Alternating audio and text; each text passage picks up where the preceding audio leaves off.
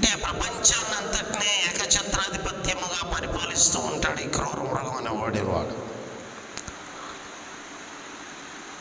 వాడు పరిపాలన ఎలా ఉంటుంది, వాడి ఎజెండా ఏంటి, వాడి యొక్క రాజ్య స్థాపన ఎలా జరుగుతుంది, రాజ్యములో పరిపాలనలో జరిగే విషయాలు ఏంటి అనేది మనం 13వ అధ్యాయం ధ్యానించినప్పుడు చెప్పేసుకున్నాం ప్రసంగాలన్నీ కూడా.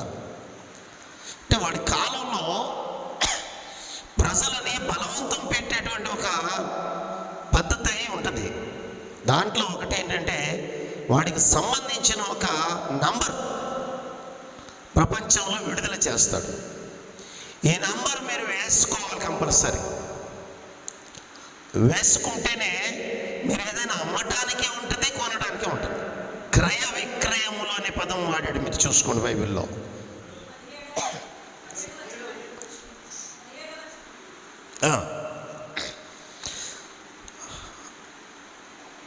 పదహారు 17 వచనాలు కలిసి ఉన్నాయి, చదువుదాం.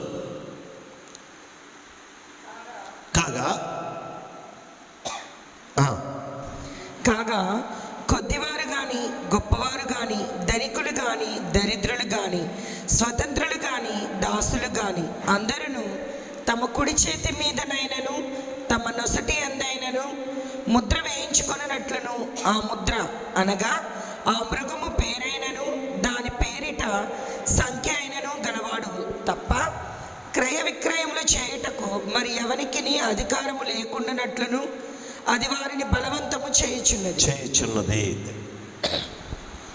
ఇప్పుడు మనకి భారతదేశంలో జనరల్గా ఒక వ్యక్తి ఏది చేయాలన్నా, అంటే ఒక ఫోను నంబర్ తీసుకోవాలన్నా, బ్యాంక్ నెంబర్ తీసుకోవాలన్నా, ఏది అయినా సరే చేయాలంటే ఒకటి మాత్రం కామన్గా ఉంది, అది ఆధార్ కార్డు. ఆధార్ కార్డు లేకుండా నీకు ఏది రాదు. బ్యాంక్ పుస్తకం రాదు, ఫోన్ నంబర్ రాదు. అలాగనే పంచాయతీలో ఉండే లావాదేవీలు ఏదైనా ఉంటే పౌరుడిగా హక్కుల్లో ఆధార్ కార్డు లేకుండా ఏది నీకు సంక్రమించదు, ఏది నీకు రాదు. ఒక బైక్ రిజిస్ట్రేషన్ కావాలన్నా, ఒక కార్ రిజిస్ట్రేషన్ కావాలన్నా, ఒక ఫోన్ కొన్నప్పుడు కూడా కొనుక్కున్నట్లకి ఆధార్ కార్డు కూడా అడుగుతాడు, అది ఖరీదుని బట్టి. అలాగే ప్రతిదీ కూడా ఆధార్ కార్డు లేకుండా నీకు ఒకటే కొనుక్కోవడానికి కానీ లేకపోతే అమ్మడానికి కానీ ఆధారం లేకుండా. ఇప్పుడు చిన్న స్థలం కొనుక్కున్నాం మనం, రిజిస్ట్రేషన్కి వెళ్ళినప్పుడు అమ్మినోడు ఆధార్ కార్డు కావాలి, కొనుక్కున్నవాడు ఆధార్ కార్డు కావాలి. అమ్మడానికి ఆధార్ కార్డు కావాలి, కొనడానికి కూడా ఆధార్ కార్డు కావాలి. పరిస్థితులు అవి. అంటే ఆల్రెడీ ఒక నంబర్ అంటూ లేకుండా భూమి మీద మనం భారతదేశంలో ప్రస్తుతానికి ఒక క్రయ విక్రయాలు లేకుండా, ఒక మార్కెట్ లేకుండా మాత్రం ఒక నంబర్ అంటూ మనకంటూ ఒకటి ఉంది. ఆ నెంబర్ లేకుండా మనం దేనికి పనికి రాకుండా ఉన్న పరిస్థితి వచ్చేసింది ఆల్రెడీ. కానీ అది 666 నెంబర్ కాదు, అది మన నెంబర్ ఇది కదా. నీకున్న నెంబర్ ప్రపంచంలో ఎవరికి ఉండదు. అయితే కొన్నిసార్లు ఈ నెంబర్తోనే పనులు అవట్లా, నీ వేలి ముద్రలు కావాల్సి వస్తుంది. మీరు ఫోన్ నంబర్ తీసుకోవాలంటే ఆధార్ కార్డుతో పాటుగా నీ వేలి ముద్రలు కావాలి. అక్కడ వేలి ముద్రలు పడట్లేదు అనుకోండి, నెక్స్ట్ ఎక్కడికి వెళ్తాడంటే కంటికి సంబంధించిన రేఖలు తీసుకుంటాడు.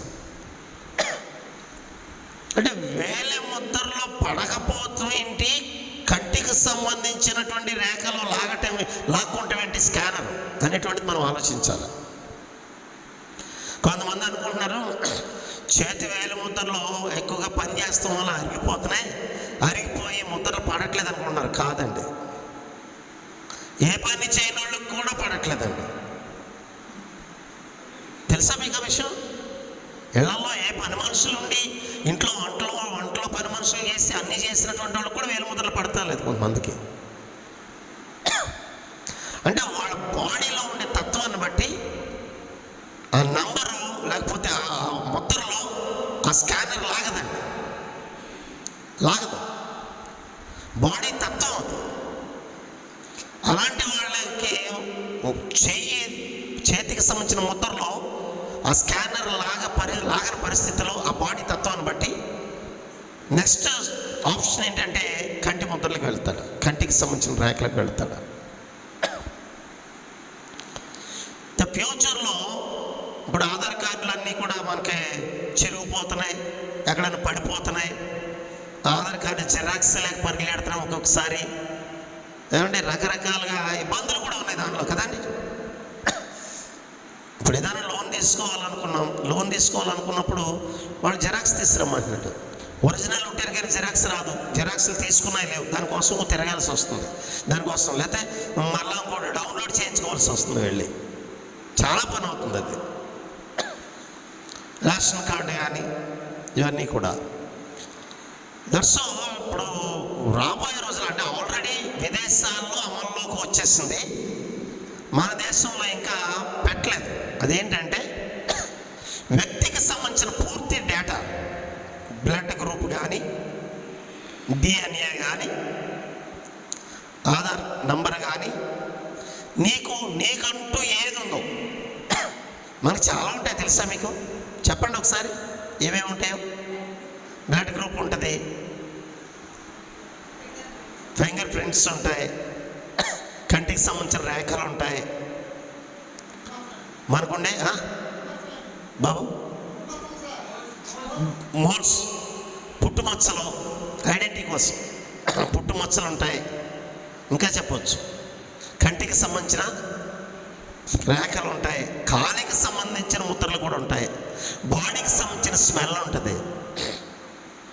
బాడీకి ప్రపంచంలో ఒక బాడీకి ఉండే స్మెల్ ఇంకెవరికి ఉండదండి. అందుకని నేరం చేసినప్పుడు పోలీసులు జాగిలాలను వదిలినప్పుడు ఆ స్మెల్ అక్కడ ఎవరు సరౌండింగ్స్లో ప్రవర్తించారో ఆ వ్యక్తి స్మెల్ని ఎక్కడున్నా పడుతుందండి. ఇంకా ఆ వ్యక్తిని తప్ప ఇంకెవరిని పట్టుకోదు అది.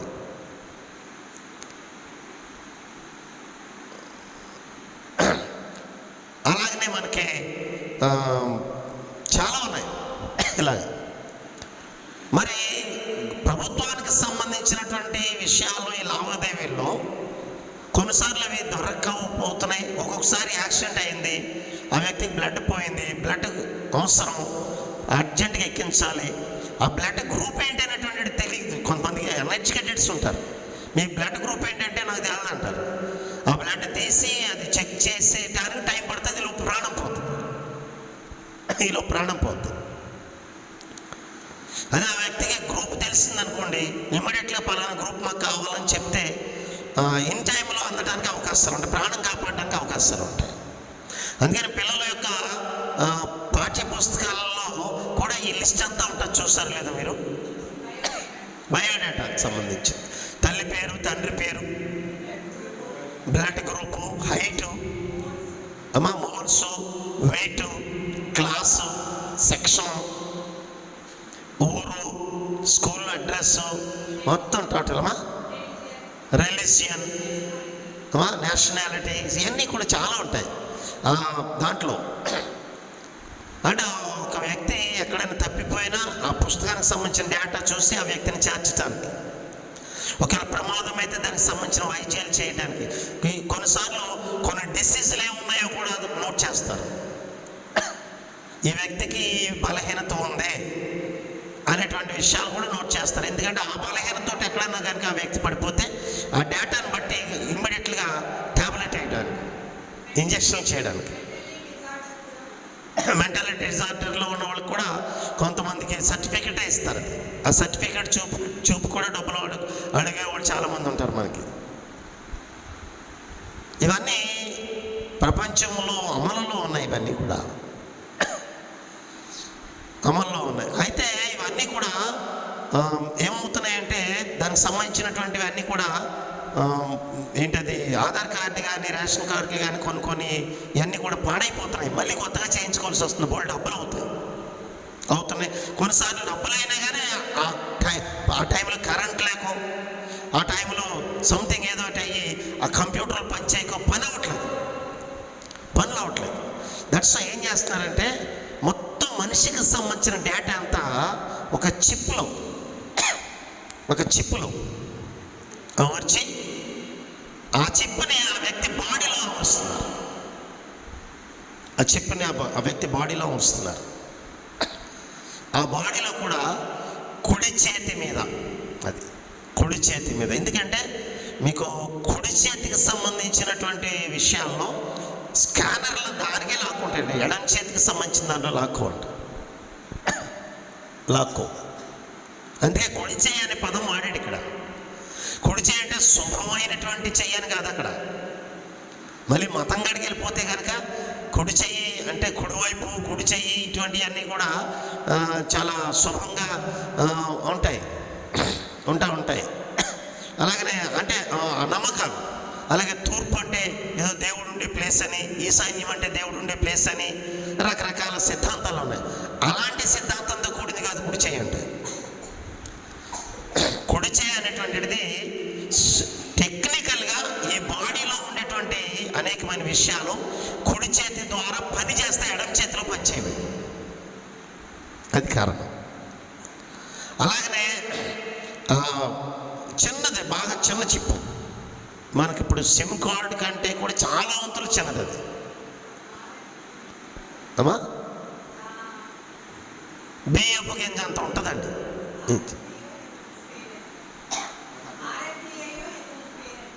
ఓకే చాలా చిన్నది. అది మనకి స్కిన్లో పెడతారు. బాడీకి హాని కలగదు, అనారోగ్యాలు రావు, అన్నీ కూడా దాంట్లో మొత్తం డేటా ఉంటుంది. మీరు ఏటీఎం కార్డులు కూడా పట్టుకుని తిరగాకల్లా,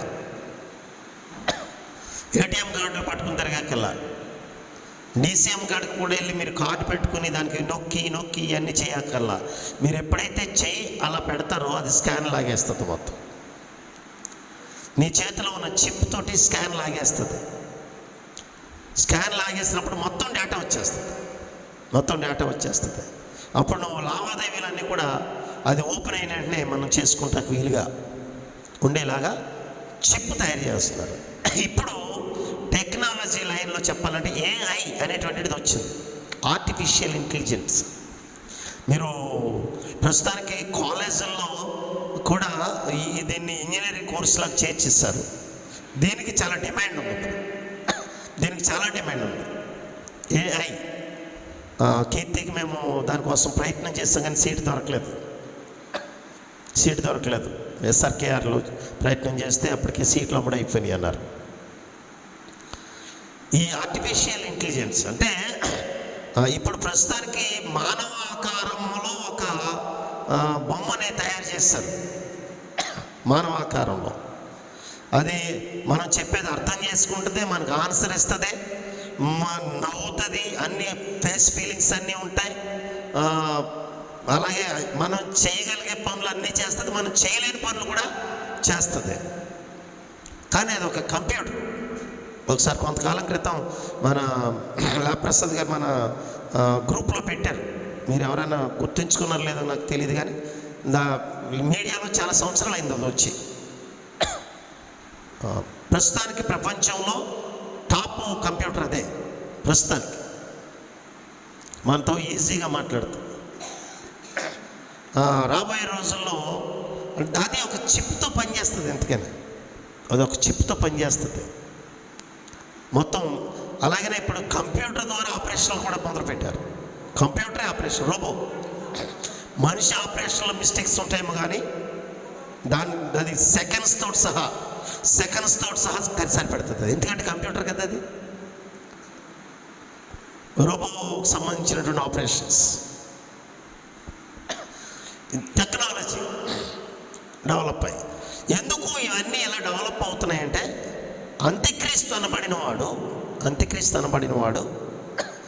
ఈ ప్రపంచాన్ని అంతటిని పరిపాలించడానికి మొత్తం డేటా అంతా వాడి దగ్గర ఉండాలి. మొత్తం డేటా, ఏ వ్యక్తి ఎక్కడ సంచరిస్తున్నాడు అనేటువంటిది కూడా అక్కడ తీస్తుంది అనమాట. వాడి పేరు డేటా కొడితే మొత్తం మనం ఎక్కడ కదలికలు ఉన్నాయో అక్కడ చెప్తూ ఉంటుంది. చిన్న ఉదాహరణ, ఫోన్ పోయింది అనుకోండి, మనది ఫోన్లో లొకేషన్ అనేటువంటి యాప్ ఆన్లో ఉంటే మన ఫోన్ ఎక్కడుందో, ఏ ఏరియాలో ఉందో చెప్తుంది. కదా మనకు తెలిసిందే కదా అది. ఆ లొకేషన్ కనుక ఆన్లో లేకపోతే మన ఫోను ఎక్కడుందో మనకు తెలీదు.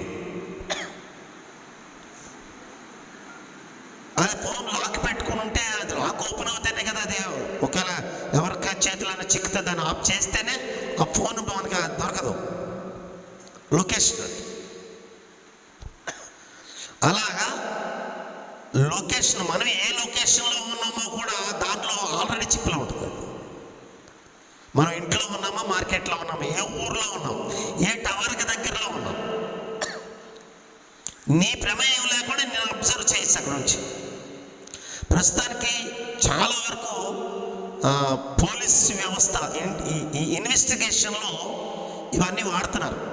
ఈ రహస్యాలు కొన్నిసార్లు బయటికి చెప్పరు సార్, బయటికి చెప్పరు. ఎక్కడ ఏ మర్డర్ జరిగినా, ఎక్కడ ఏ మానభంగం జరిగినా అక్కడికి వెళ్ళి క్లూస్ తీసుకుని ఆ పరిస్థితులన్నిటిని కూడా ఇన్వెస్టిగేషన్ చేసేవారు పూర్వం. కానీ ఇప్పుడు అసలు దానికి సంబంధించినటువంటి ఏమీ దొరకకపోయినా వ్యక్తిని పట్టుకునేటువంటి టెక్నాలజీ పెరిగింది. వ్యక్తిని పట్టుకునే టెక్నాలజీ పెరిగింది. అదంతా ప్రస్తుతానికి ఆ టెక్నాలజీ పెరిగింది. చాలా ఈజీగా నేరస్తులు పట్టుకోవాలి. రాజకీయ నాయకులు ఆ వ్యక్తుల్ని ఎవరిని కంగారు పెట్టకపోతే, ఇబ్బంది పెట్టకపోతే సరైన సబ్జెక్ట్ బయటకు వచ్చింది. అంత టెక్నాలజీ ఉంది ఇప్పటికి. కనుక ఈ 666 ముద్ర అనేటువంటిది మన యొక్క డేటాతో వాడికి సంబంధించినటువంటి దానికి కనెక్ట్ చేస్తాడు. మీకు ఈ దీంట్లో అంత్యక్రీస్తుకు సంబంధించిన ప్రతిమ ఒకటి చేసి అందరూ దానికి నమస్కరించాలని బలవంతం పెడుతున్నాడని ఒక టాపిక్ ఉన్నది చూడండి. దీంట్లో ఆల్రెడీ మనం చెప్పుకున్నాం. క్రూర మృగం యొక్క ప్రతిమ, అదే ప్రపంచాన్ని ఆపరేట్ చేసే ఆర్టిఫిషియల్ ఇంటెలిజెన్స్కి సంబంధించిన ఒక ప్రతిమది. ప్రపంచ జనాభా, ప్రపంచానికి సంబంధించిన అన్ని డేటా అంతా ఆ కంప్యూటర్లోనే ఉంటుంది. అది యెరూషలేములో దేవాలయంలో పెట్టిస్తాడు వాడు. చూడండి అక్కడ ప్రతిమ, దానికి మాట్లాడేందుకు శక్తి కలిగి ఉన్నది అనే పదం రాస్తాడు. చూసుకోండి. ఏమంటే ప్రపంచంలో ఏ ప్రతిమైన మాట్లాడేది ఉందా?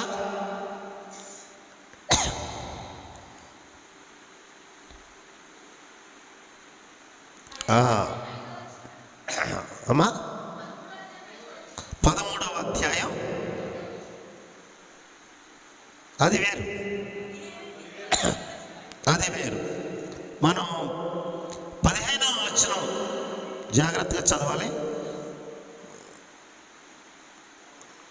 15 to 17 వరకు చదివితే మనకు కొంచెం జాగ్రత్తగా వస్తుంది. మరియు ప్రతిమ మాట్లాడునట్లును ఆ మృగము యొక్క ప్రతిమకు నమస్కారము చేయని వారిని హతము చేయనట్లును ఆ మృగము యొక్క ప్రతిమకు ప్రాణమిచ్చుటకై దానికి అధికారము ఇయ్యబడెను. అది చూడండి అక్కడ మృగము యొక్క ప్రతిమ అంటే ఆ బొమ్మ మాట్లాడే శక్తి. అదే మీకు చెప్పాను ఇప్పుడు నేను. ఒక కంప్యూటర్ ఆర్టిఫిషియల్ ఇంటెలిజెన్స్లో ప్రస్తుతానికి ఒక బొమ్మ, ఒక స్త్రీ బొమ్మను చేశారండి. చేశారా? చాలా చక్కగా మాట్లాడుతుంది, నవ్వుతుంది. మనకు అన్ని విషయాలు కూడా మనం సరిపోం మాట్లాడడానికి. ప్రపంచంలో ఏ భాషలో మాట్లాడాలో మాట్లాడుతుంది అది. Sir Alexa, okay. మీరు వీలైతే నేను ఈ మెసేజ్ అయిన తర్వాత ఇంటికి వెళ్ళిన తర్వాత వాట్సాప్ గ్రూప్లో దాన్ని పెడతాను. మళ్ళీ ఒకసారి మీరు చూడండి. ఒకవేళ మీకు అందుబాటులో ఉంటే ఇప్పుడే మీరు మీడియాలో పెట్టేయచ్చు. మీరు దానికి ఏది వీలైతే, మీరు ఏమన్నా వీలైతే. ప్రతిమ, మాట్లాడే ప్రతిమ, మాట్లాడే ప్రతిమ. ఇక ప్రపంచంలో అన్ని డేటా అంతా కూడా దాంట్లో ఉంటుంది. ప్రతి వ్యక్తి డేటా ఉంటుంది.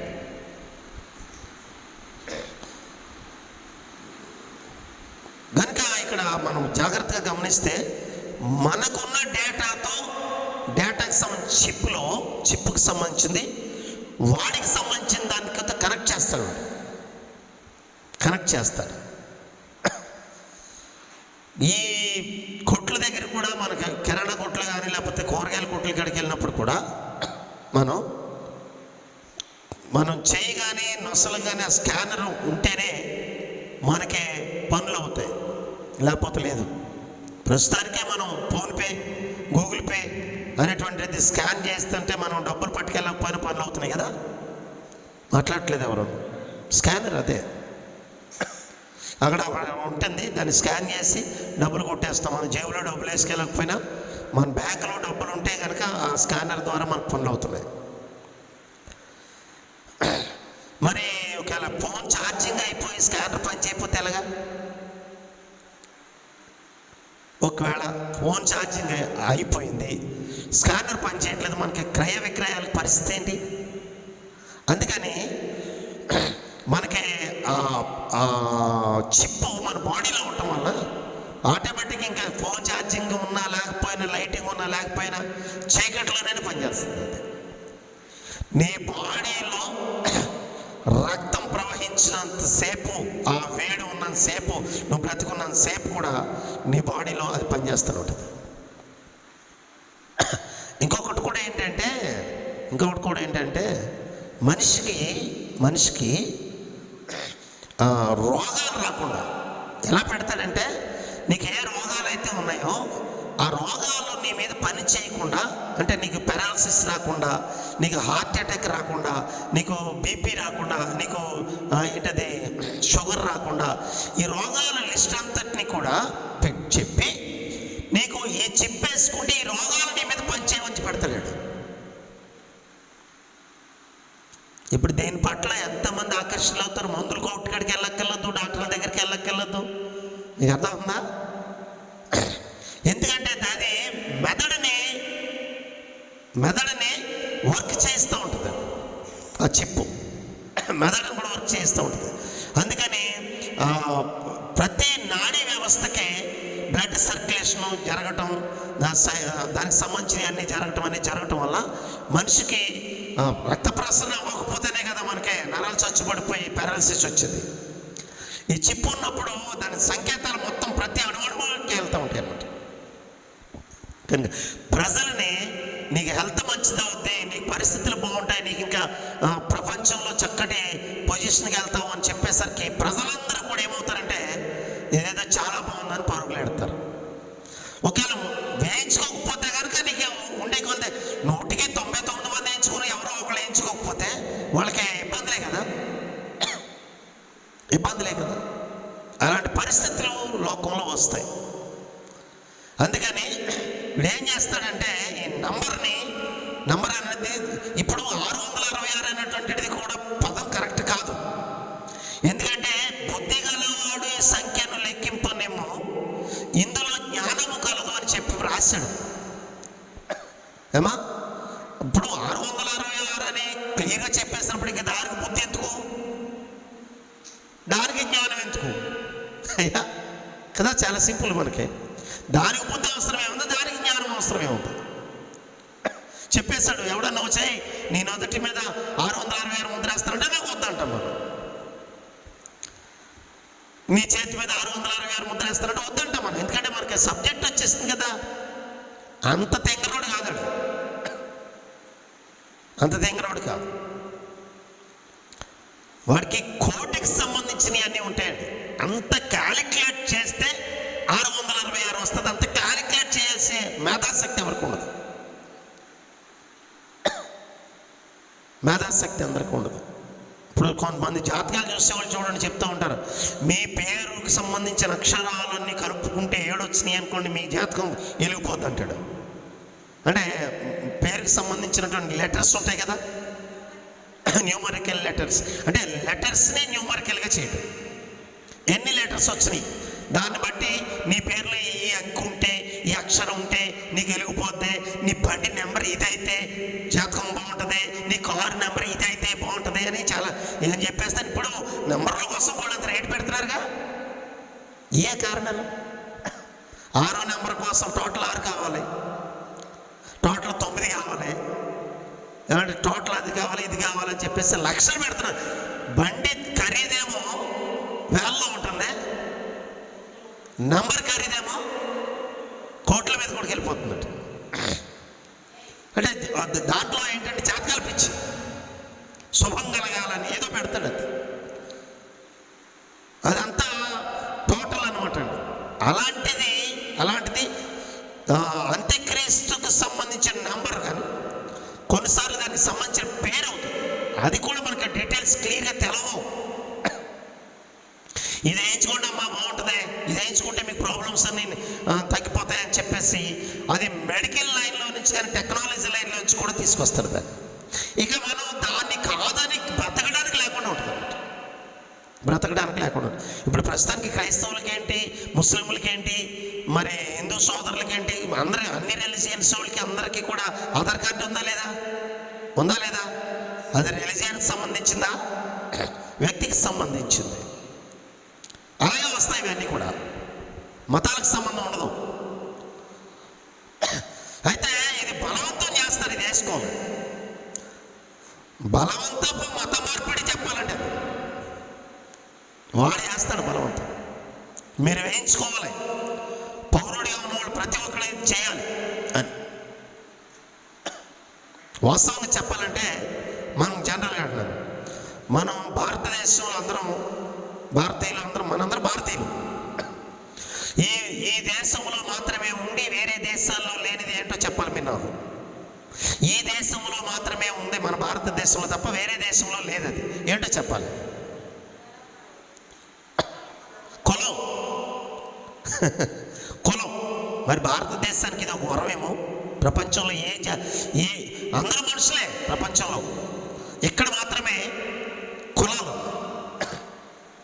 కులాలు ఉన్నాయి. ఈ డేటాలో కులం అనేటువంటిది పెడతాడు, అక్కడ కులం అనేటువంటిది పెడతాడు. కులగణన, జనగణన ఇప్పుడు బయలుదేరినాయి కదా. నేను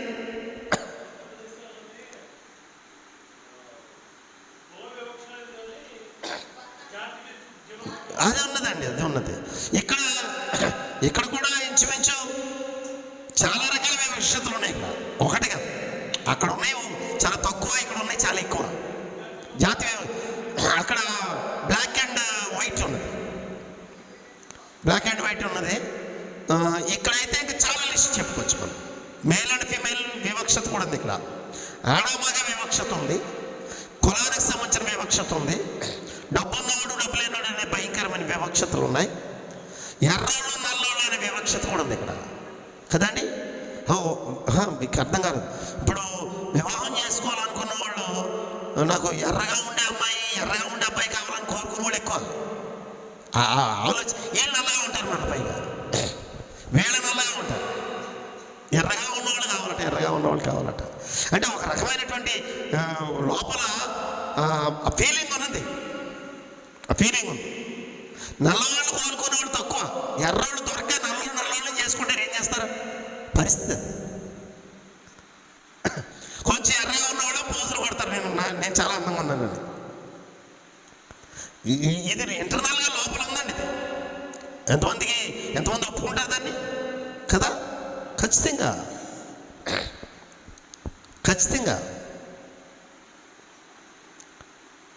అయితే జాతిపరమైనటువంటిది కాదు. ఇక్కడ ఒక రకమైన అందాన్ని ఆస్వాదించటంలో వైట్ని ఎక్కువ కోరుకునే వాళ్ళు ఎక్కువ ఇక్కడ మన ఇండియాలో. అలాగే కులం పేరు పెట్టి దూషించుకుంటాం, కులం పేరు పెట్టి పోజులు కొడతాం అనేది దరిద్రం మన భారతదేశంలో చాలా ఉంది. ఈ డేటా ఎంట్రీలో జనరల్గా డేటా ఎంట్రీస్లో కులం అనేటువంటిది తీసేస్తే భారతదేశం ఎప్పుడు బాగుపడుతుంది. దేవుడి స్తోత్రాలు. కులం అనేటువంటిది ఒకటి తీసేస్తే, ఇది నా పర్సనల్ ఒపీనియన్. అందరం ఒకటే. ఇంకప్పుడు ఎవరైనా వివాహాలు చేసుకోవచ్చు. కులం అనేది ఎప్పుడైతే ఉన్నదో ఎవరైనా వివాహాలు చేసుకోవచ్చు. ఇంకా అక్కడ మీకు శాఖలు ఉండవు. ఇంకా శాఖలు ఉండవు. వీళ్ళ ఈ కులపోళ్ళు వీళ్ళే చేసుకోవాలనేటువంటిది కులం ఉన్నంతకాలం ఉంటుంది. అప్పుడు అది ఉన్నంతకాలం కూడా ఏం జరుగుతూ ఉంటాయి అంటే కులకు సంబంధించిన హత్యలు జరుగుతూ ఉంటాయి. ఈ భయంకరమైనటువంటి ఈ దరిద్రం పోవాలంటే ఆ కాలం లేకుండా చేయాలి. అయితే మరి రిజర్వేషన్లో కులం ఉండబట్టే కదా వివక్షత ఉంటా. కులం అనేది లేకపోతే ఇంకా వివక్షతే ఉండదు.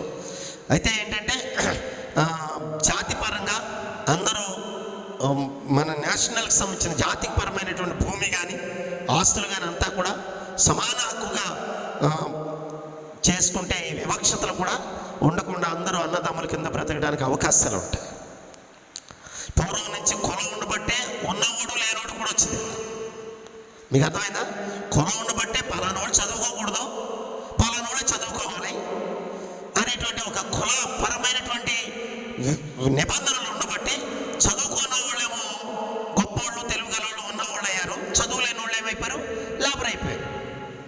ఆ వివక్షతలు ఉండబట్టి.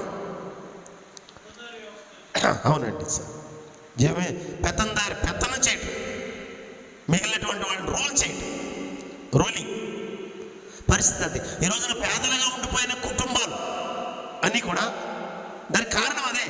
ఎడ్యుకేషన్ చదువుకుంటా లేకుండా యాక్ట్ చేశారు అప్పట్లో. అవన్నీ కూడా బ్యాన్ చేసి ఒక గొప్ప రాజ్యాంగాన్ని మన బిఆర్ అంబేద్కర్ ఆధ్వర్యంలో రాజ్యాంగాన్ని ఇవ్వబట్టి ఈ రోజున ఇంత ఎడ్యుకేషన్ పెరిగి కొంచెం ఎదిగాము. కారణం ఒక ఉన్నవాడు లేనోడు అవడానికి కారణాలు ఇవే ఫస్ట్ నుంచి కూడా. కానీ ఇక్కడ మనం ఎడ్యుకేట్ అవ్వాలి. ప్రజలందరూ కూడా మంచి చదువులు చదువుకోవాలి. కుల పేరు మీద చూడడం, మతం పేరు మీద చూడటం, ఇక్కడ మానవత్వంతో మెలగటం అనేది ముఖ్యం. దానికి రాబోయే రోజుల్లో అంత్యక్రిస్తు ఏం చేస్తాడంటే వాడు సెపరేట్గా ఒక రిలీజియన్ స్థాపిస్తాడు. చెప్పాను మీకు నేను. దాంట్లో ఇస్లాంలోంచి కొన్ని ఉంటాయి, క్రిస్టియానిటీలోంచి కొన్ని ఉంటాయి, హిందూ మతంలోంచి కొన్ని ఉంటాయి, సిక్కిజంలోంచి కొన్ని ఉంటాయి, బౌద్ధిజంలోంచి కొన్ని ఉంటాయి.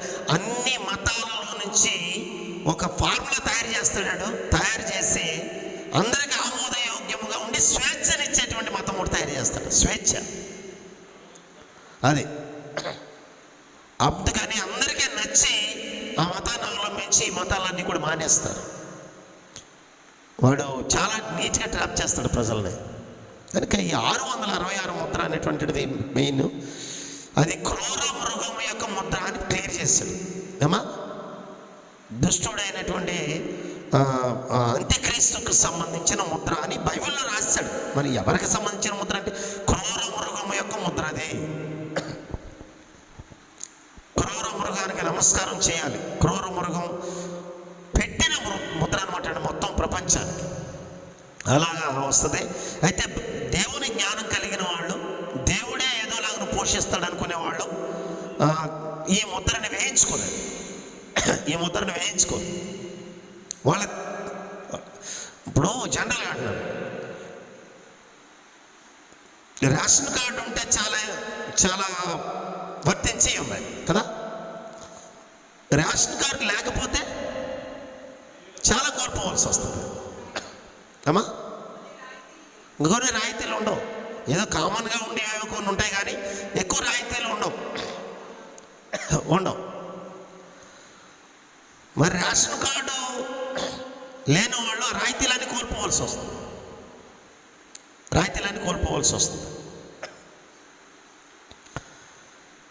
ఇప్పుడు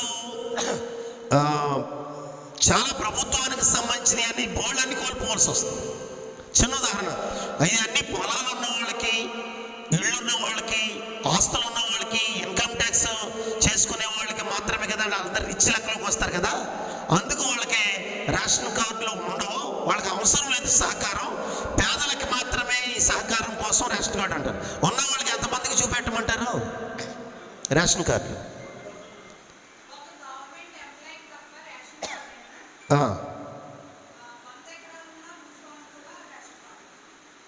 ఉన్నవాళ్ళు ఉన్నారు. కానీ ఒక పేదవాడు ఇల్లు కట్టుకుంటాకే ఏదో ఆయన కష్టపడి ఇల్లు బాకీ తీర్చుకోవచ్చని ఏమంటే బ్యాంక్కి లోన్కి వెళ్తే నీకు ఇన్కమ్ ట్యాక్స్ ఉంటేనే లోన్ ఇస్తానంటాడు.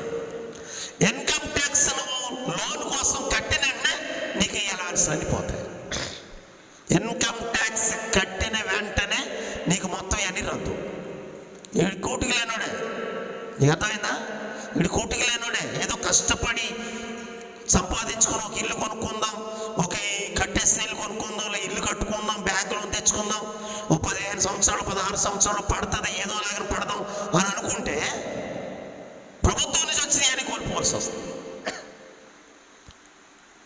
కొడుకులు అమెరికాలోను, కొడుకులు వేరే వేరే దేశాల్లోను, కూతురు వేరే వేరే సెటిల్ అయిపోయినా నాకంటే ఏమీ లేవని ఎలవెన్స్లాన్ని పొందుతున్న వాళ్ళు చాలామంది ఉన్నారు. వాళ్ళ జోలికి వెళ్ళరు గవర్నమెంట్. ఈ కూటికి లేని వాడు ఎవడైనా లోన్కి వెళ్ళాడా, అడిగి ఉన్న కూటి పీకేస్తారు.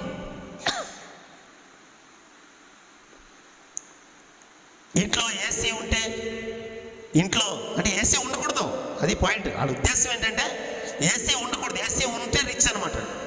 ఇప్పుడు దాంట్లోనే బ్రతకాలి.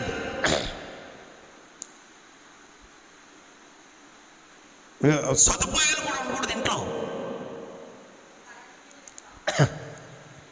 వాళ్ళు ఎప్పుడు కూడా సుఖమైనటువంటి జీవితం జీవించకూడదు. అలాంటివి ఉంటే నీకు పీకేస్తాం. కరెంట్ బిల్ ఎక్కువ వచ్చిందనుకోండి, దానికి సంబంధించినటువంటి చూసి కొన్ని తీసేస్తున్నారు ఏమా, ఉన్నాయి కదా కరెంట్ బిల్లు. అది కూడా మే నెలలో ఏప్రిల్లో నెలల్లో ఉండేటువంటి బిల్లు తీస్తారండి, మిగిలిన బిల్లులు తీయరండి వాళ్ళు. చాలా మోసం. మాకు ఏప్రిల్ బిల్లు ఇవ్వండి, మే నెల బిల్లు ఇవ్వండి, దాన్ని బట్టి మిగిలిన రోజులు దాని సగం కూడా ఉండదు. దీన్ని బట్టి మీరు ఎక్కువ కరెంటు వాడుతున్నారంటే మీకు డబ్బులు ఉన్నటువంటి వాళ్ళకి అందరూ ఎక్కండి పరిస్థితులు. కనుక ఈ గవర్నమెంట్కి సంబంధించినటువంటి విషయాల్లో పేదలు చాలా దెబ్బతింటారు చెప్పాలంటే. డబ్బులు ఉన్నవాడికి ఎన్నక్కలదు వాడు, ఏదో బతికేస్తారు వాడు. చిన్న లోనికి వెళ్తే ఎన్నో కోల్పోవాల్సి వస్తుంది. పిల్లలకి ఏంటది చేవిడి లేదు, ఫీజు రియంబర్స్మెంట్ లేదు. ఎందుకంటే ఇన్కమ్ ట్యాక్స్ కట్టావు నువ్వు. అబ్బా అది ఆస్త. ఇన్కమ్ ట్యాక్స్ కట్టడం దేనికి? లోన్కి వెళ్ళాడు, అప్పు కోసం ఇన్కమ్ ట్యాక్స్ కట్టాడు. ఇన్కమ్ ట్యాక్స్ లేకపోతే వాడు ఇవ్వడం. అక్కడ బాకీలు పాలయ్యాడు, ఇక్కడ వచ్చేటువంటి రాయితీలో కోల్పోయాడు. ఇది దయచేసి ప్రభుత్వానికి సంబంధించినటువంటి నాయకులు, అది ఏ పార్టీలని మనకు అనవసరం, ప్రజల బడుగు వర్గాల వాళ్ళు అనుభవిస్తున్న ఒక శాపంగా ఉంది. దయచేసి ఎమ్మెల్యేలు, ఎంపీలు, ముఖ్యమంత్రి వర్యులు, ప్రధానమంత్రి వర్యులు గమనించాలని ఒక దైవజనుడిగా నేను మనవి చేస్తాను మీడియా ద్వారా. వాళ్ళకి తినడానికి తికాణం లేకుండా ఇంట్లో ఉంటున్నారు లోన్కి వెళ్ళినందుకు. ఒక ఇల్లు కట్టుకున్నాడు అంతే, ఇల్లు కొనుక్కున్నాడు అంతే, వాళ్ళకి అన్ని రాయితీలు పోయి. నీకు ఇన్కమ్ ట్యాక్స్ కనిపిస్తుంది, నీకు మీ పిల్లకి చేవిడి పడదు, మీ ఇన్కమ్ ట్యాక్స్ కనపడుతుంది, మీకు ఇది పడదు, మీకు ఏమీ రావు. ఇంకా 2 లక్షల పాటు తీస్తారు పరిస్థితులు. తప్పు చేస్తామా మనం ఇల్లు కట్టుకుని? అవును సార్, అవును సార్.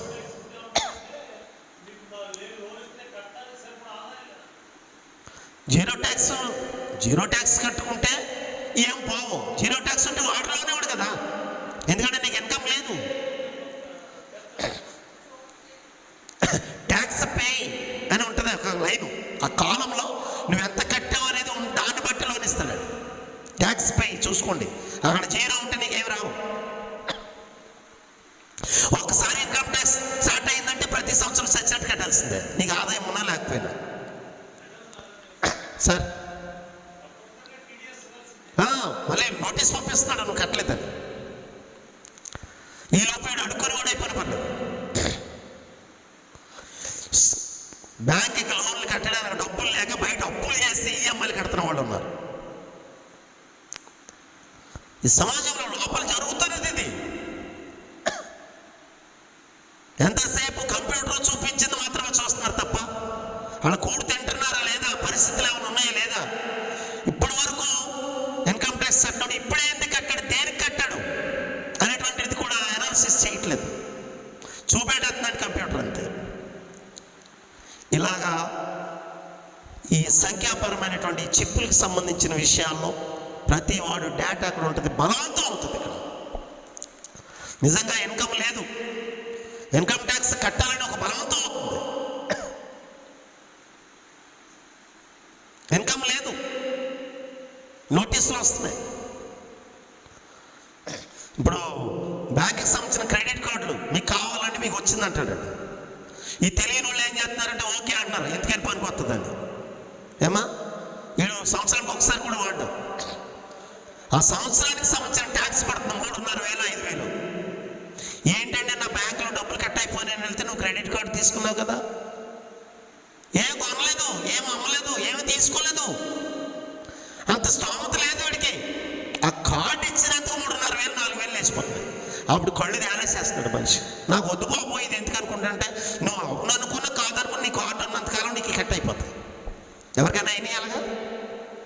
అయినాయా? నాకు అయింది అది. అప్ప నేను అనుభవించి చెప్తున్నాను ఇది.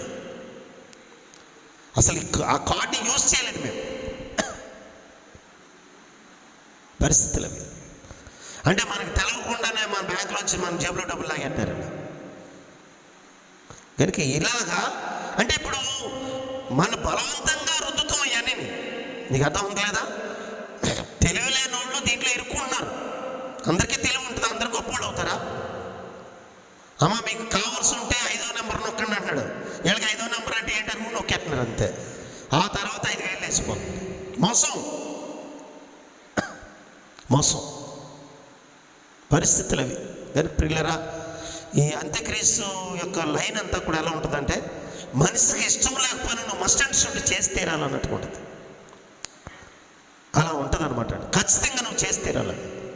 కానీ ఆ రోజుల్లో ఎవరైతే ముద్ర వేయించుకోరు, దేవుని వాక్యం తెలిసిన వాళ్ళు, ఆ దేవుడు నన్ను పోషిస్తాడు అనుకునేవాడు, పోషణ దేవుడు అద్భుతంగా జరిగిస్తాడు. దేవుడి స్తోత్రాలు. ఏలియాను కాకులతో పోషించినట్లుగా ఏం లేదు, గవర్నమెంట్ నుంచి ఈ అన్ని అలవెన్స్లు తీసుకున్నటువంటి వాళ్ళే కొంచెం భోజనం పెట్టేస్తారు వీళ్ళకంతే. నా మాట మీకు అర్థమైందా? ఈ కూరగాయలు తెచ్చుకున్న వాళ్ళు, రైస్ తెచ్చుకున్న వాళ్ళే, ఇవన్నీ తెచ్చుకున్నటువంటి వాళ్ళే కొంచెం వీళ్ళని బతికించేస్తారు దేవుడు. అలా అంటే అక్కడ ఇశ్రాయేలీయులు అంత్యక్రీస్తుకు భయపడి అరణ్యానికి పారిపోయినటువంటి విషయం ఉంది కదా మనకి 12వ అధ్యాయంలో. వాళ్ళు అక్కడ 3.5 సంవత్సరాలు పోషిస్తాడు దేవుడు. వాళ్ళు ప్రపంచ జనాభాలో లెక్కలోకి రారాళ్ళు, అక్కడ దాచబడ్డారు. మనం ప్రకటన గ్రంథం 12వ అధ్యాయంలో ఉంటుంది మనకి. అది వారిని పోషించాలని దేవుడు నిర్ణయించాడంటారు. అలాగే ఈ యొక్క శ్రమల కాలంలో అంత్యక్రీస్తు ఎన్ని ఇబ్బందులు పెట్టినా, ఎలాంటి పరిస్థితులైనా ఈ చిప్పు పెట్టించుకోకుండా, ముద్ర వేయించుకోకుండా, వీడు ముద్ర వేయించుకోకుండా, కక్కుర్తి పడకుండా, అలాగే దేవుడే పోషిస్తాడు చేస్తాం అనుకుని ఎవరైతే ఉండిపోయారో వాళ్ళకి దేవుడు అద్భుతమైన పోషణ ఇస్తాడు. దేవుడి స్తోత్రం. ఆ పోషణ కూడా వీళ్ళ నుంచే పోషిస్తాడు దేవుడు. కానీ వాళ్ళ అడ్రస్ ఎక్కడ ఉన్నారో ఏంటి అనేది తెలియదు, అంతలా దాచిపెడతాడు దేవుడు. గట్టిగా దేవుడు స్తుతించుదాం. ఏలియాని సారేపతు స్త్రీ ఇంటి దగ్గర పోషించినట్లుగా ఏమా ఇశ్రాయేలీయులు కరువు కాలంలో ఐగుప్తులో దాచిపెట్టినట్టుగా కదా. ఐగుప్తులో ఇశ్రాయేలీయులు కరువు కాలంలో అక్కడికి వెళ్ళిపోయి సమృద్ధిని అనుభవించారు. వాళ్ళు బానిసత్వ దేశంలో వాళ్ళు సమృద్ధి అనే పరిస్థితిలోకి వెళ్ళారు. ఇలాగ దేవుడు తన ప్రజలని ఆయన పోషిస్తాడు. కొన్నిసార్లు ఈ టైప్ చూసి ఏంటది, ముద్ర వేయించుకోనని వాళ్ళు శ్రమల కాలంలో ఉన్నారు కదా చూసి, సంఘం శ్రమల కాలంలో భూమి మీద ఉంటుంది అనుకునే వాళ్ళు చాలా ఎక్కువ మంది ఉన్నారు. ఈ చూసే వాక్యానుసారంగా నడిచేవాళ్ళు ఉన్నారు అని అయితే శ్రమల కాలంలో దేవుడు పోషించడం అనేది జరుగుతుంది, దేవుడు దాచిపెట్టడం జరుగుతుంది. కానీ అంత్యక్రీస్తు బారి నుంచి మాత్రం తప్పించుకోలేరు. హింసలు మాత్రం ఉంటాయి. నా మాట మీకు అర్థమవుతుందా? హింసలు ఉంటాయి. వాళ్ళని భయంకరంగా వధిస్తాడు. అందుకని మీకు 6వ అధ్యాయం 9-10 వచనాల్లో ప్రకటన గ్రంథంలో బలిపీఠం క్రింద కొన్ని ఆత్మలను చూస్తున్నాడు. ఈ ఆత్మలు ఎవరట? దేవుని వాక్యము నిమిత్తము, తామిచ్చిన సాక్ష్యము నిమిత్తము వధింపబడిన వారి యొక్క ఆత్మలు.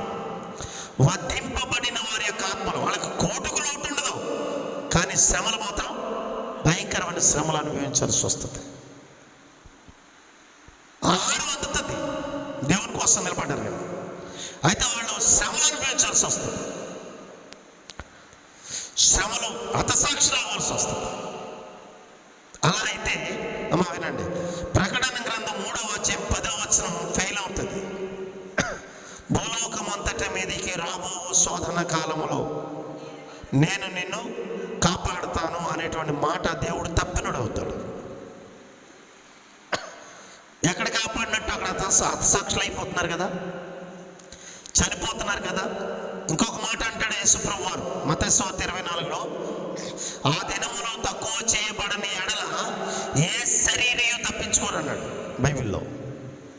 ప్రతి ఒక్కళ్ళు కూడా హింసలు పొందాల్సి వస్తున్న పరిస్థితులు వస్తాయి అన్నాడు. భూలోకం అంతటి మీదకి రాబో శోధన అనమాట. కనుక శ్రమల కాలానికి ముందు సంఘం ఎత్తబడితే, పరిశుద్ధులు ఎత్తబడితే, అమ్మా నా మాట అర్థమవుతుంది కదా, ఎత్తబడితే 3:10 నెరవేరుతుంది. అది భూలోకం అంతటి మీదకి వచ్చే శోధన.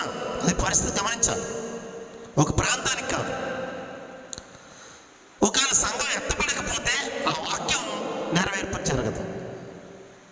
భూమి ఆకాశములు గతించిన ఆయన మాటలు గతించు, దేవుడిచ్చిన వాగ్దానం అది.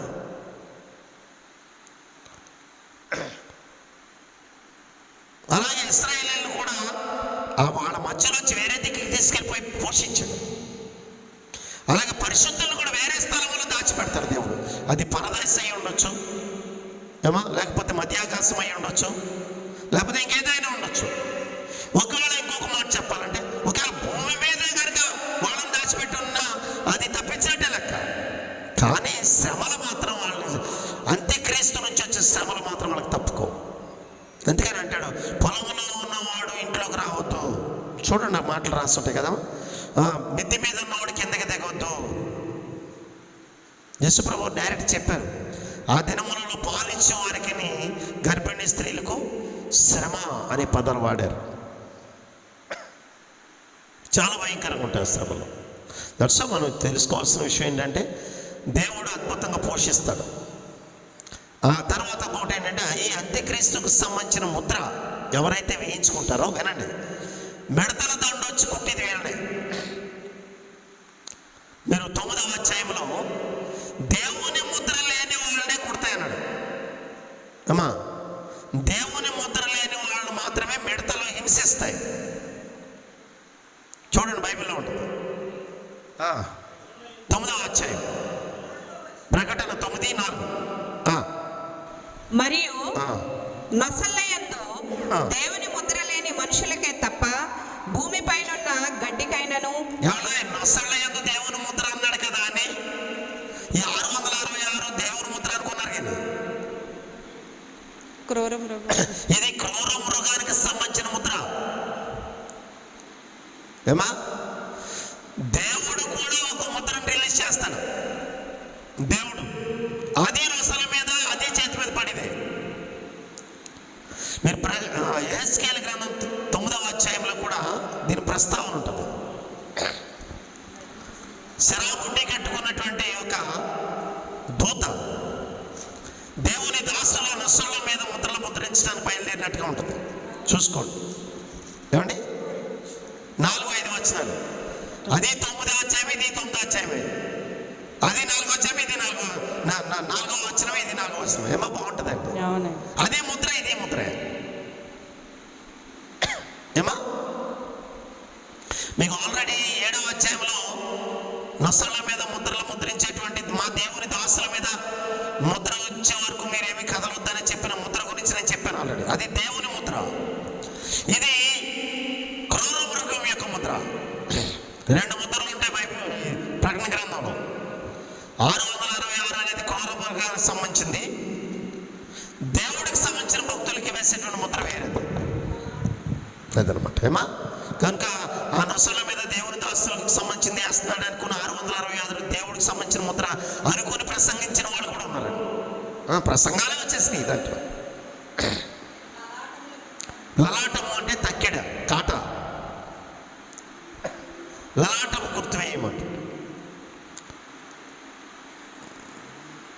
దేవునికి స్తోత్రం. గట్టిగా దేవుని స్తుతించుదాం.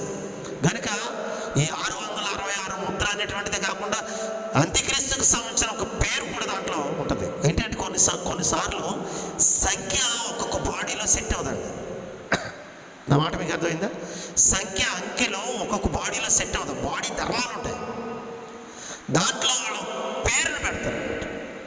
అందుకని అది పేరైనా ఉండొచ్చు, సంఖ్య అయి ఉండొచ్చు అని 2 విధాలుగా రాశారు.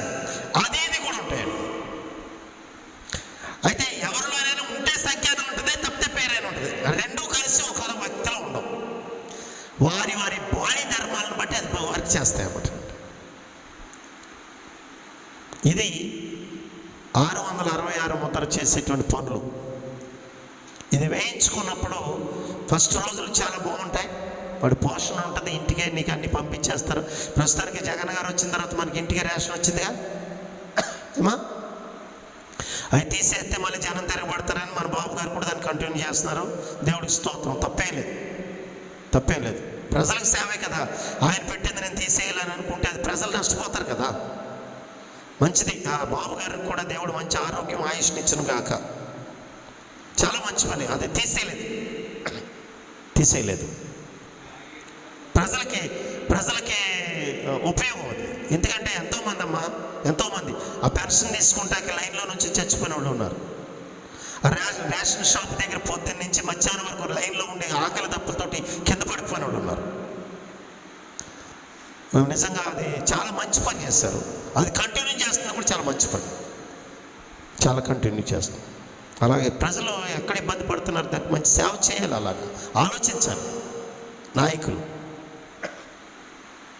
దేవునికి స్తోత్రాలు. కానీ ప్రియులారా, మీ అందరికీ మనం చేస్తున్నాను. ఆ విధంగా వీడు ఈ 666 ముద్రలు అయితే వాడి పేరు కూడా ఇలా చిప్పుల్లో పెట్టి మనుషుల్లో దాన్ని అమర్చుతారు. మన డేటా ఎక్కడ ఉన్నది సరే అక్కడ వస్తుంది. క్రయ విక్రయాలు కానీ మనకు సంబంధించిన అన్నీ కూడా దానివల్లనే అవుతాయి. ప్రపంచంలో 100కి ఇంచుమించు 95 మంది దీంట్లో గురవుతారు. ఇది సంఘం ఎత్తబడిన తర్వాత దుష్టుడైనటువంటి అంత్యక్రీస్తు కాలంలో జరిగే ఒక పద్ధతి ఇది. తప్ప సంఘం ఎత్తబడక ముందు అయితే ఉండదు ఇది. అందుకని ఇప్పుడు మన ఆధార్ కార్డు కూడా ఏదో అవుతుందేమో అని భయపడవద్దు. ఆధార్ కార్డు కూడా ఇదేనేమో అని ఇవన్నీ వాడు డేటా సమకూర్చుకున్నాడు. వాడు ప్రభుత్వం ఏర్పడే లోపు ఎంతమంది చచ్చిపోతారో ఎంతమంది పుడతారో ఎవరికి తెలుసు. అలాగే హెల్త్ పర్పస్ లైన్లోంచి కూడా వస్తుందండి అది. మీకు ఎవరికైనా తెలుసా? హెల్త్ డిపార్ట్మెంట్లో వాళ్ళకి కొంతమందికి ఒక బ్రెయిన్లో ఒక చిప్ పెడుతున్నాడు, దానివల్ల పారాలసిస్ రాదనేటువంటిది ఒకటి వచ్చింది తెలుసా? ఇంకా తెలీదా? చూడండి, మీడియాలో ఉంది ఆల్రెడీ. పారాలసిస్ రాదు. అలాగే గుండెకి సంబంధించినటువంటి ఒక మిషన్ కూడా వచ్చేస్తుంది. గుండె పాడైపోతే మిషన్ ద్వారా అవుతుంది. ఆ మిషన్ వీక్ అయిందంటే గమని ఛార్జింగ్ పెట్టకపోతే మ్యాటర్ మారిపోద్ది. బ్రెయిన్కి సంబంధించింది కూడా ఒక రకమైనటువంటి మిషన్లు వచ్చినాయి. ఇవన్నీ వచ్చినాయి. ఇవన్నీ కూడా ఏమవుతాయంటే మిషన్స్ ఆ చిప్ వల్ల పనిచేసే పరిస్థితులు వస్తాయి. మొత్తం అంతా కూడా ఇంకా ప్రపంచం అంతా కూడా టెక్నాలజీ మీద వెళ్తుందా? మొత్తం టెక్నాలజీ మెయిన్ ఆర్టిఫిషియల్ ఇంటెలిజెన్స్ మీద వెళ్తుంది. అంతా కూడా ప్రపంచం అంతా కూడా అలాగే ఆపరేట్ అవుతుంది. ఇక మనుషుల ప్రేమ చల్లారిపోతుంది. ప్రేమ, అభిమానం, బంధుత్వాలు ఇవన్నీ కూడా ఏమైపోయి మెకానికల్ అయిపోతాయి. టెక్నికల్ డెవలప్ అయిపోయి చెప్పండి, ఈ హార్ట్ఫుల్గా మానవుడిలో దేవుడు పెట్టినటువంటి లక్షణాలన్నీ కూడా ఏమైపోతాయి అంటే మెకానికల్స్ అయిపోతాయి మొత్తం. అందుకని బైబిల్ అంటాడు అనేకులు ప్రేమ చల్లారును అన్నాడు. మనకి 24వ అధ్యాయంలో ఒకరినొకడు అప్పగించుకుంటాడమ్మా. అక్రమము విస్తరించుట చేత అనేకులు ప్రేమ చల్లారును అంటాడు. చాలా భయంకరం. కనుక ఈ 666 ముద్ర అంటే అది 3 ఏమి ఉండదు. అది సంఖ్యాపరమైన కోడ్ అనమాట అండి. అది కోడ్, అది మనకే తెలియదు. అలాగనే అది పేర్లు కూడా ఉండొచ్చు.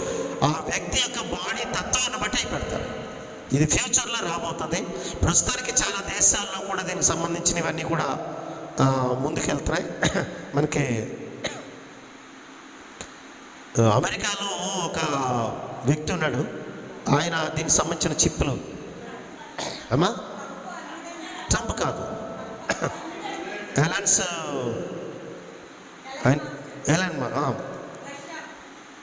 రష్యా ఆయన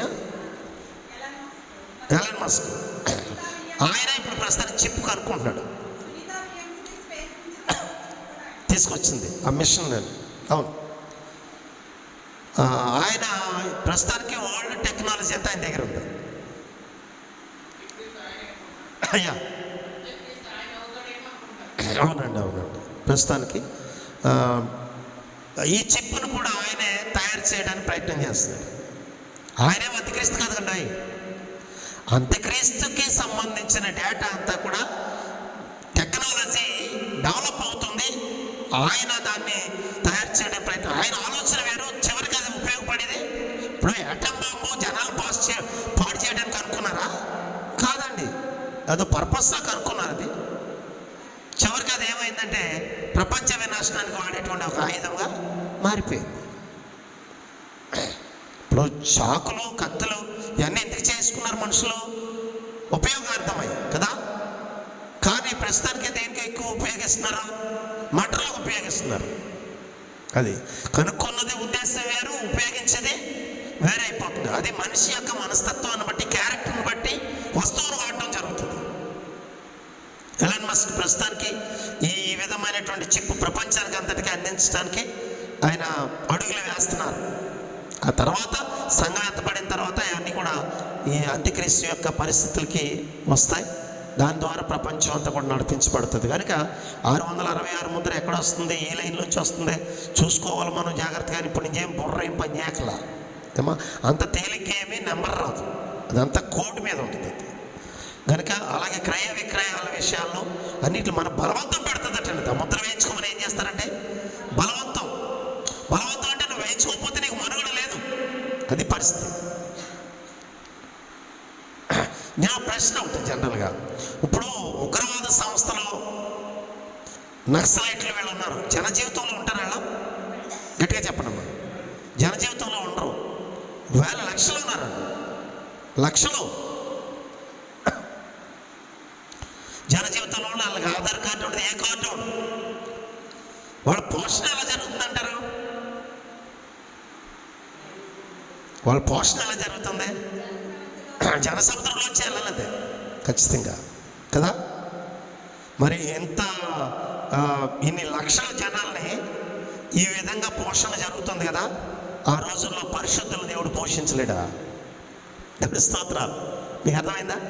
అందుకని బాబు ఇదేదో కొత్తది వచ్చింది, ఇది వేయించుకోకపోతే మనకు లైఫ్ బాగోదంటే అని పరుగులు పెట్టకూడదు. అది ఏంటి అసలు, ఇది దేనికి సంబంధించింది అనేటువంటిది కూడా అబ్జర్వ్ చేయాలి. అందుకని బుద్ధి గలవాడు దాన్ని కనిపెడతాడట. ఏం చేస్తాడమ్మా?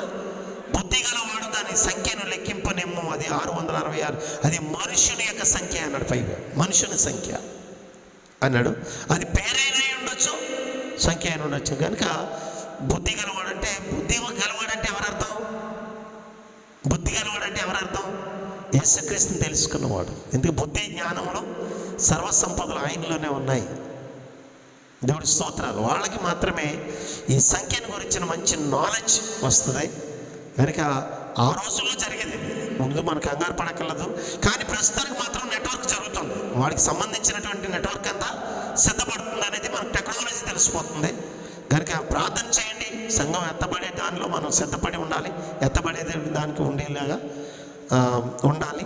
ఒకవేళ గడవబడిపోయినటువంటి వాళ్ళు ఎవరన్నా ఉంటే కనుక శ్రమలు తప్ప, వాళ్ళకి పరలోకం ఉంటుంది, వాళ్ళు హతసాక్షులు అవుతారు అమ్మా. కానీ వాళ్ళకి పరలోకం ఉంటుంది. పరలోకం ఉండకుండా ఉంటుంది, కానీ ఇక్కడ మాత్రం చాలా శ్రమలు ఉంటాయి. దేవుడి మాటలు దీవించునుగాక. ఆమేన్. ప్రార్థన చేసుకుందాం, అక్కడ మూసుకుందాం. పరిశుద్ధుడు అయిన మా ప్రియ పరలోకపు తండ్రి, నీకు వందనాలు ప్రభువా. ఈ రాత్రి సమయంలో మాకు 666 అనేటువంటి ఒక క్రూర మృగము యొక్క ముద్ర, అది ఏ విధంగా మనుషుల మీద ప్రభావం చూపెడుతుంది, అది మనుషుని పేరా లేకపోతే సంఖ్య, అది ఎలా పనిచేస్తుంది, దానికి ఈ ప్రపంచం ఈ ప్రస్తుతానికి ఎలా సిద్ధపడుతుంది, టెక్నాలజీ ఏ విధంగా ఉపయోగపడుతుంది, ఈ విషయాలన్నీ మాతోటి కూలంకషంగా మీరు మాట్లాడినందుకు వందనాలు చెల్లిస్తున్నాం. ఆ రోజుల్లో ఈ సంఖ్య మీరు వేయించుకోవాలి.